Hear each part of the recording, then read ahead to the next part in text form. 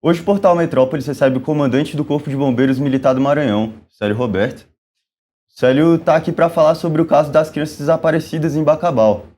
O comandante esteve à frente das buscas por Agatha Isabelle, de 6 anos, e Alan Michael, de 4, desaparecidas no quilombo de São Sebastião dos Pretos, em Bacabal, desde 4 de janeiro. O comandante está em Brasília para prestar depoimento na Comissão de Direitos Humanos, para discutir o desaparecimento de crianças e adolescentes no Brasil.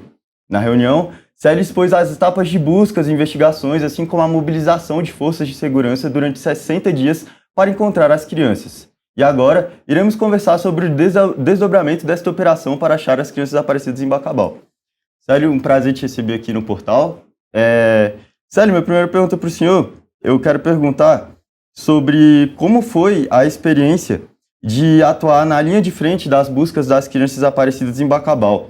O senhor pode citar quais foram as maiores dificuldades dessa busca?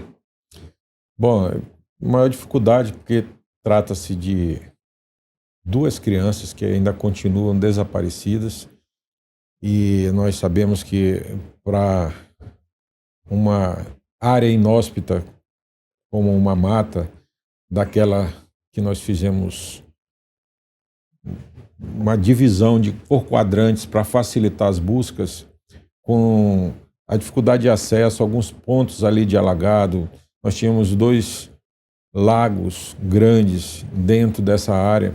Então, nós sabíamos que íamos encontrar todas essas dificuldades para fazer a busca pelas crianças. E nós contamos para isso com uma verdadeira força-tarefa. Inicialmente, dizer que a mãe, ela procurou a delegacia de polícia ali por volta das 18 horas do dia 4, era um domingo, e a partir de então, a Polícia Civil ela já foi acionando os órgãos que compõem o sistema de segurança pública, Polícia Militar, Corpo de Bombeiros Militar, além da Prefeitura do município de Bacabal, que, diga-se de passagem, apoiou em todas as nossas ações. Nós tivemos ali uma boa logística, isso tudo fruto dessa parceria que há entre o governo do estado com os municípios. Para um caso desse, que é, sem dúvida nenhuma, o caso mais difícil e complexo que eu, nesses 38 anos de carreira, já trabalhei.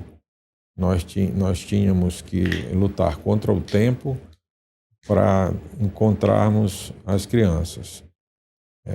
Graças a Deus,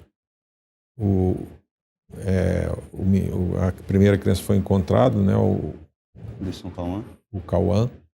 Cauã, 8 anos de idade, inclusive uma criança portadora do espectro autista. E ele foi encontrado em condições assim bem difíceis de saúde, né, já debilitado. É isso que eu ia falar, comandante, para a gente não se perder muito. Tem como você meio que citar uma cronologia dos fatos de como foi, como que essas crianças se perderam, que dia que vocês ficaram sabendo do desaparecimento das crianças, qual dia se iniciou as buscas, como elas se perderam, se você pudesse citar também que antes haviam 3 crianças, né, como você falou, que eram o Cauã, a Agatha e o Alan, e um deles foi achado, né? Você pode ver que remapear, assim, só para a gente se situar um pouco? Pois é, as crianças, elas desaparecem, pelo menos ali a avó, que era quem estava cuidando das crianças, por volta ali das 16 horas do dia 4. A partir daí... de janeiro, né? 4 de janeiro. Isso. 4 de janeiro, que era um domingo. Uhum. Então, a partir dali, começaram, pela vizinhança, procurar as crianças. As crianças não foram encontradas, aí a avó já avisa a mãe que não estava lá no povoado. Essas buscas, elas se iniciam... Com qual objetivo populares. Eles saíram de casa, você lembra? Segundo o relato lá dos familiares, mas depoimento do próprio Cauã, ele diz que eles estavam brincando no quintal e em um dado momento ele convidou os 2 primos para irem até uma plantação de maracujá. Ficava um pouco mais distante, mas também lá no povoado. Ele seguiu, é o único acesso que dá ao povoado, da BR-316 até o povoado só tem uma via de acesso. Então ele estava seguindo por essa trilha e o irmão da mãe dele, o tio, encontrou as crianças e determinou que eles retornassem, né? Então o Cauã retorna com os primos, vai para a casa lá da avó e faz um caminho por dentro da mata para tentar chegar aos pés de Maracujá. E aí ele se perde. Então, o que nós temos a partir daí é o início das buscas, já feita ali por habitantes locais. A avó, ela faz a comunicação para a mãe, que não estava no povoado. A mãe, ela se desloca até a delegacia, faz o registro da ocorrência. Em seguida, ela se desloca para o Corpo de Bombeiros. Nós já começamos já na noite do dia 4, fazer as buscas. Então, começamos as buscas por meio do nosso 6º Batalhão de Bombeiros ali na cidade de Bacabal. Também o COSAR entra já em ação. Na realidade, até a primeira força ali do sistema de segurança que começa a atuar, é a Polícia Militar. Esse é um grupamento especializado e começa a atuar ainda no dia 4 à noite. E as buscas, elas se concentram ali no povoado, no entorno do povoado. No dia seguinte, ali por volta de 5 horas da manhã, eu recebi um contato do prefeito que pediu para que nós reforçássemos mais ainda. E ele falou também com o secretário de Segurança, com o comandante da PM, com o próprio governador Carlos Brandão. Então foi se montando aí toda uma rede para nos deslocarmos ali para o município de Bacabal. Já pela manhã, então, aí já segue uma aeronave do Centro Tático Aéreo, levando já um cão com o seu adestrador para iniciar essa busca mais detalhada. Então, se começa as buscas, mas elas se concentram no que a gente chama de posto 1, que é lá na sede do povoado de São Sebastião dos Pretos. Aí passa segunda-feira, né, dia 5, aí vem terça-feira, dia 6, no dia 7, ali por volta de meio-dia, o Cauã, ele é encontrado por um carroceiro em um local já distante do povoado, em linha reta, cerca de 4 quilômetros. Mas para chegar até lá, aí já leva um certo tempo, porque tem que desviar de obstáculos naturais, como áreas alagadiças, 2 lagos, também que compõem ali a mata.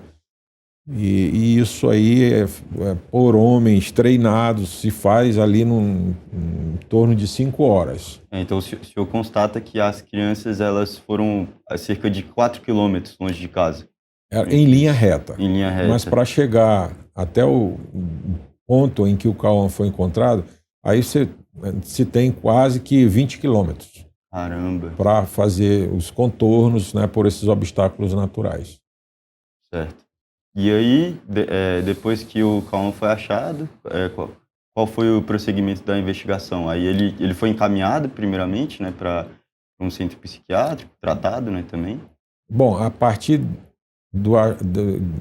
do momento em que o Cauã é encontrado, aí já se cria um posto 2, lá no povoado Santa Rosa, que é próximo ao local em que o Cauã foi encontrado. E as buscas, elas se concentram ali. Aí já se prosseguindo com as buscas, já se encontra no mesmo dia a roupa do Cauã, né? Ele foi encontrado, se diga-se de passagem, nu.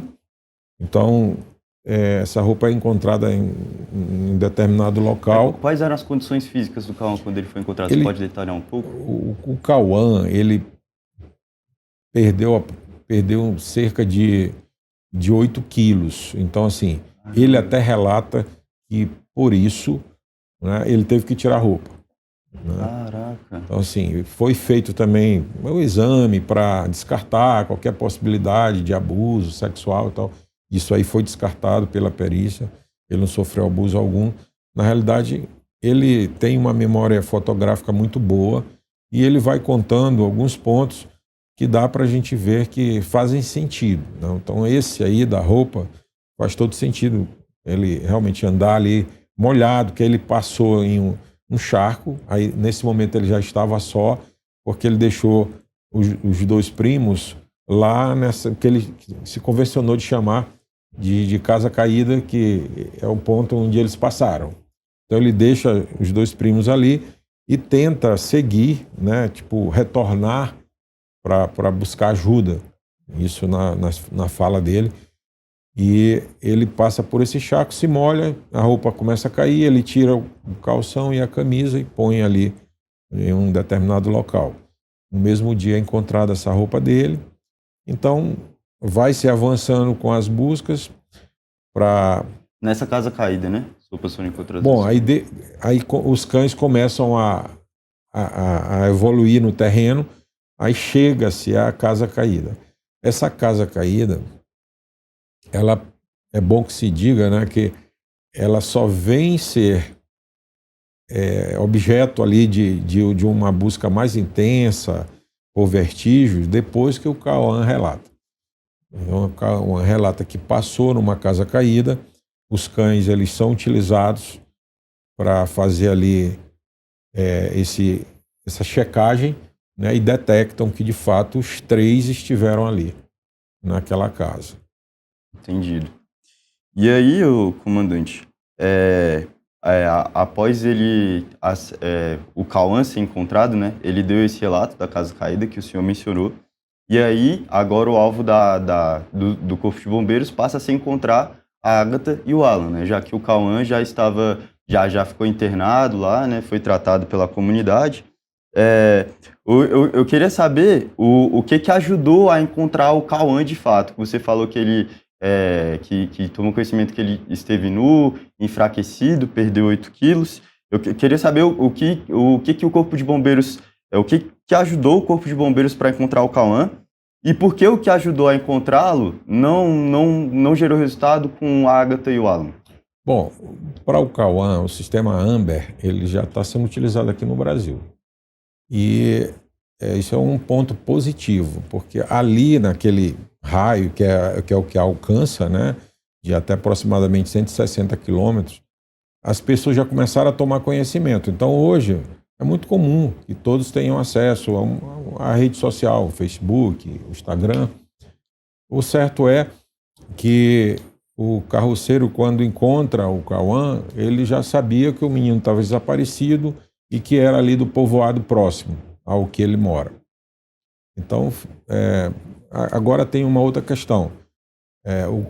Os cães que foram utilizados, eles começaram a partir ali da fala, do que foi da entrevista do Cauã, se conseguiu absorver informações preciosas, né? Então, essa casa caída, por exemplo, ela nos dá pistas a partir do momento em que o Cauã fala que passou numa casa caída, né? Então, esses pontos que ele vai relatando, você faz o percurso, encontra e é detectado, comprovado por meio dos cães, que farejam e que detectam a presença dele, dos primos. Então,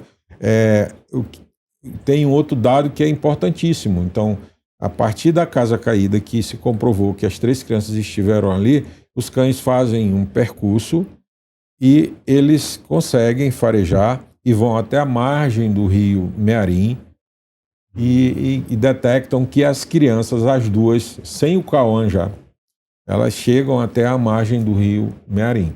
Por isso que se adotou, né, já ali uma outra estratégia de fazer busca subaquática e depois usar o sonar, porque dentro do rio nós temos muitas árvores caídas, árvores grandes com aquelas galhadas, e assim você tem que partir do princípio de que você tem que zerar qualquer dúvida. Então você tem que fazer a busca, imaginando que o pior pode ter acontecido, mas essas buscas elas não nos trouxeram nenhum vestígio de que as crianças tivessem se afogadas ou que tivessem sido ali, de repente, devoradas por algum animal, né, que tem na região.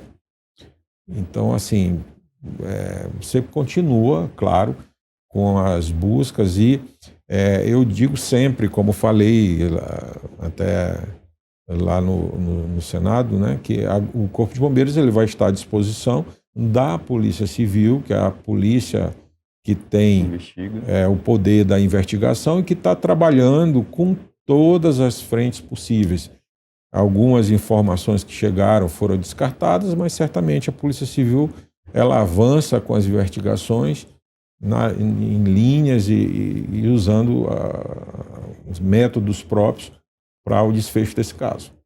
Então, como você falou, né, com o auxílio dos cães farejadores, vocês continuaram, porque hoje já faz 2 meses, 2 dias, né, mais ou menos que elas sumiram, continuaram por 60 dias com buscas intensas, por meio terrestre, aéreo, fluvial, inclusive como você citou. Por meio de todas essas buscas, a possibilidade deles ainda estarem perdidos na mata ou terem caído no rio segue sendo a principal hipótese? Por que, Célio? Perdido na mata, eu posso cravar que não estão. Nós palmilhamos ali cada espaço da mata, inclusive fizemos isso de modo científico, distribuindo ali por quadrantes os homens que fizeram as buscas e esses homens, tanto os militares, né, do Corpo de Bombeiros, da Polícia Militar, do Exército, que estiveram no terreno, eles usaram um aplicativo que nós temos para fazer esse controle, né, e você não ter retrabalho. Mais populares, nós tínhamos ali, assim, em média, 300 pessoas por dia, né, fazendo ali as buscas conosco.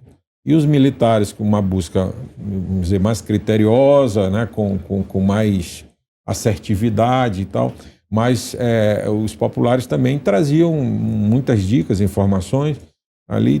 Tudo isso ali, para a primeira resposta naquele momento, foi importantíssimo porque deu para se cobrir, né, toda a área e se chegar a essa conclusão de que na mata as crianças elas não estão. E considerando, né, ali que são crianças de 4, 6 anos, né, o Alan e a Ágata,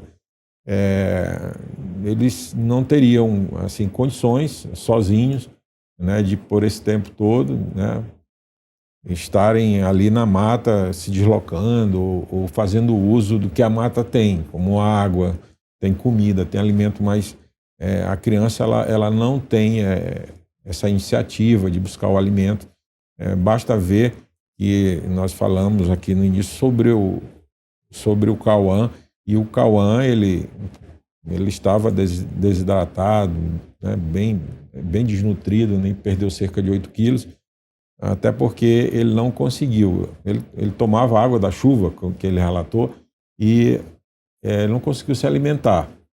Então, já tem 8 anos, então tem mais idade que os outros 2, né, por isso, na mata, né, as crianças não teriam essa condição de ficar esse tempo todo sem apoio de alguém.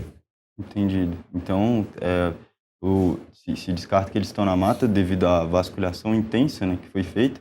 E aí, agora, uma das principais hipóteses, claro, é bom a gente deixar isso claro também, né, que nenhuma hipótese é descartada, mas que a principal hipótese é que eles teriam caído no rio mesmo, né, no lago, no caso.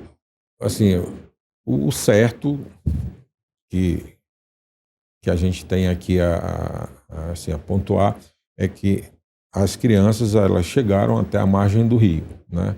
Então, assim, a partir dali, né, a Polícia Civil ela tem intensificado no seu trabalho para não descartar nenhuma dessas variáveis, né, de as crianças terem desaparecido no rio, por meio do rio. Então, esse trabalho aí é um trabalho, é claro que a Polícia Civil vai a cada dia mais intensificando com a sua forma de investigativa de avançar nesse caso, né? Mas eu creio que com toda a seriedade, assim, destacar aqui, né, do nosso colega ali, o doutor Ederson, que tem feito um trabalho ali fantástico, com toda uma comissão que tem de delegados, um trabalho que eles têm feito ali, que eu acredito que dentro de breve nós teremos um desfecho desse caso. E também aqui aproveitar para destacar, né, esse apoio que tem sido dado pelo governador Carlos Brandão, o prefeito Roberto Costa, né, e o secretário de Segurança Maurício Martins, para que esse trabalho ele não pare. Na realidade, o trabalho continua. Nós estamos com uma equipe reduzida, né, mas uma equipe especializada para, se necessário for, entrar em ação assim que houver necessidade. Então, comandante, você acha que teria a possibilidade das crianças terem caído no rio, seguir um trajeto e acabar se deslocando para outra mata pela correnteza do rio? Você pode falar também como foram as buscas subaquáticas, né, que vocês receberam apoio da Marinha com sonar para verificar se as crianças ainda estavam no ambiente aquático, mas como se trata de um ambiente mais complexo, né, é um ambiente fluvial, tem mais extenso, né? Tem como você explicar a complexidade também dessa investigação? Sim, a água muito turva, zero visibilidade, o mergulho que os nossos bombeiros estavam fazendo era um mergulho tátil, eles estavam descendo até de uma forma assim um pouco até perigosa, porque sem visibilidade, com correnteza, eles estavam descendo ali em pontos com galhadas que poderiam ficar também presos a qualquer momento. Mas eles fizeram essas buscas ali seguindo a margem do lado que as crianças desapareceram, e nós verificamos ali a importância de se acionar a Marinha para que a Marinha fosse com o equipamento que foi utilizado, que é o sonar.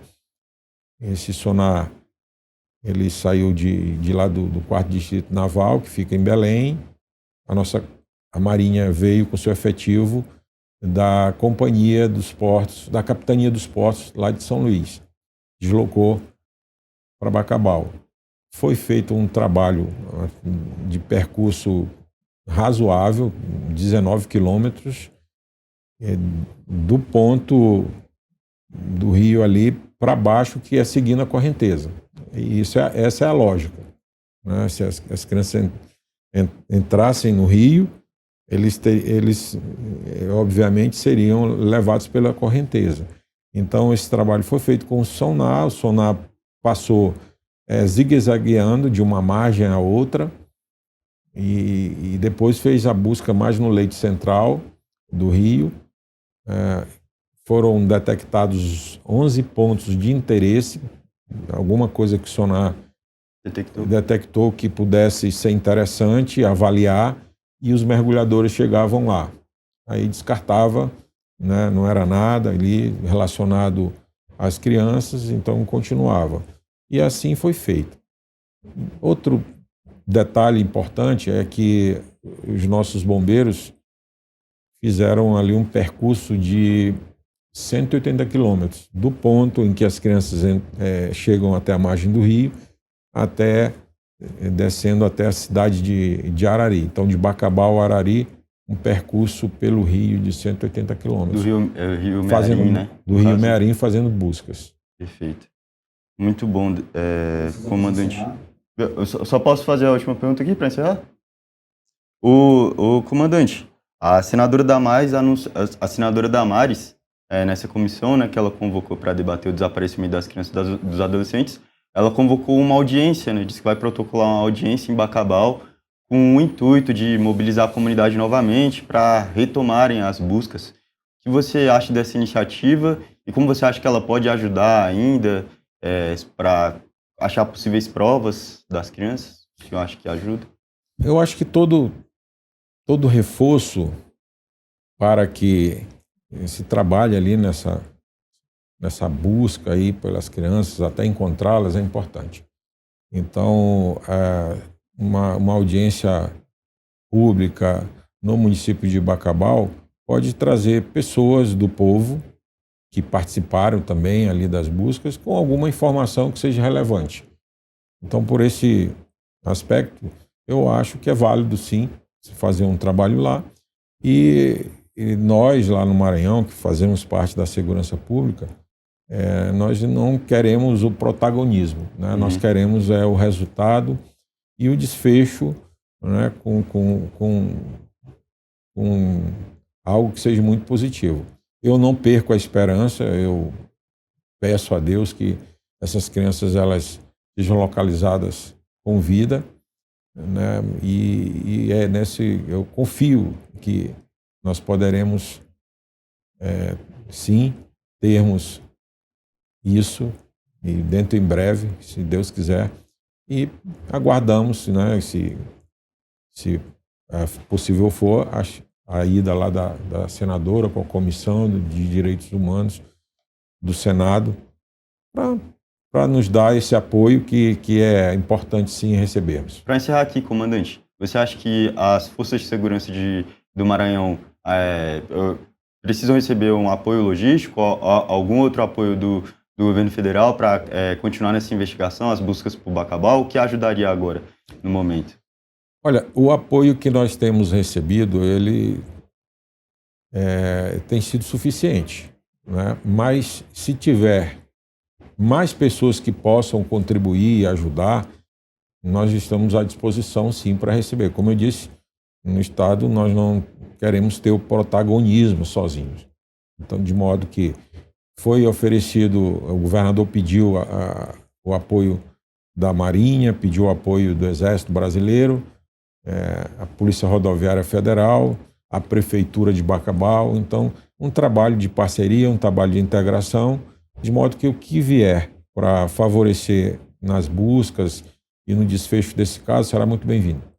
Perfeito. Pessoal, Oi? Ah, sim. Perdão. Essa 3 aqui, né? Pode ser? 5, 4, 3, 2, 1. Então é isso, pessoal. Essa foi a entrevista com o comandante do Corpo de Bombeiros Militar do Maranhão, Célio Roberto, que está à frente das buscas sobre as crianças desaparecidas em Bacabal. Gostamos muito da conversa, né? Aproveitamos muito, conseguimos extrair muitas coisas aí. E eu desejo boa sorte, comandante, na continuação dessas buscas, que você consiga encontrar mais pistas, mais vestígios que ajudem a achar algum paradeiro sobre as crianças. Ok? Seguimos à disposição.